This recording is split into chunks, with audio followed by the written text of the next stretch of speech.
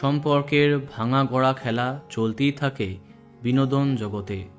এবার বিয়ের আগেই অনেক দিনের সম্পর্ক থেকে বেরিয়ে গেলেন জনপ্রিয় টেলি তারকারা।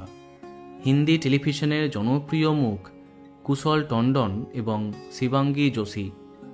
একাধিক হিন্দি ধারাবাহিকের মাধ্যমে তারা অত্যন্ত জনপ্রিয়। সোনি টিভির বহু চর্চিত রোম্যান্টিক ধারাবাহিক বারসাতে মৌসম প্যার কা, এখানে প্রধান জুটি হিসেবে তাদেরকে দেখেছে দর্শক। একসঙ্গে কাজ করতে গিয়ে একে অপরের সাথে সম্পর্কে জড়িয়ে পড়েছেন।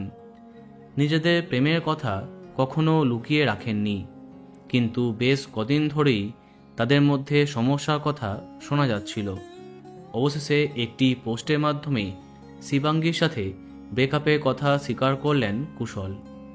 সেখানে তিনি লিখেছেন, সকলের প্রতি ভালোবাসা জানিয়ে বলছি, আমার আর শিবাঙ্গীর কোনো সম্পর্ক নেই।